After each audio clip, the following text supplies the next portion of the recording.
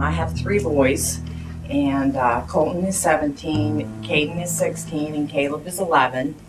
And Caleb and Colton decided to get baptized, and that was probably about 7 months before my son Colton, who's 17, took his own life. Suddenly one day, our whole world had changed. It was as if a nuclear bomb was set off in our house. Nothing will ever really be the same from this day on. Suicide has been really high in our community. And what I began to realize as I started to do some research was that not a lot of people wanted to talk about it. Probably about 2 weeks afterwards, which actually the initial shock doesn't even hit you till like I think a month later. And God started putting some things on my heart. God put on my heart that I might need to have an event. And I didn't know where, I didn't know why. I've never done anything like this before. And I didn't know how I was going to do this and what was going to happen. So in the middle of the night one night, God started talking to me, and He told me to go to the youth center, in the Petrolia Valley Youth Center. I didn't even know where the youth center was.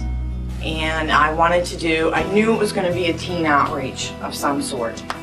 I went to the youth center and I walked around it for 2 or 3 days, and I just started to pray. And I've never planned an event like this, so of course when I went before boards, and spoke to them about what it is I wanted to do, trying to find support, it wasn't always, happy.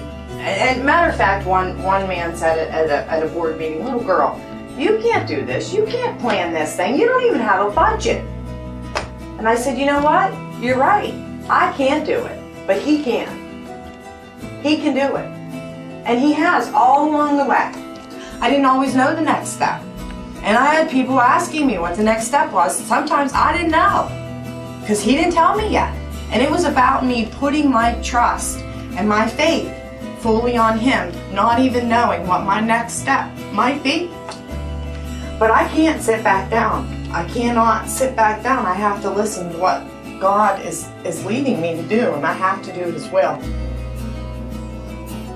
Save a Life is an event that is happening this fall on September the 11th at Petroleum Valley Youth Center.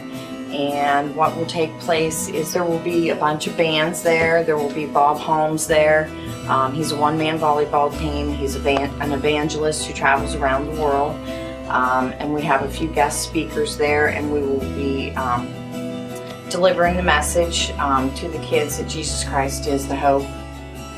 I think 4 months ago when this very first happened, I had a lot of mixed feelings.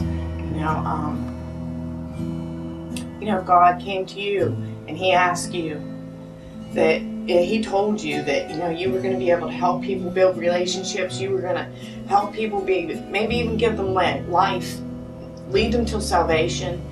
But you have to give your son up. In order to do these things, I would have to say no. I couldn't do it. But one of the things that I realized in that was that we are so blessed because God chose to do that with His only Son.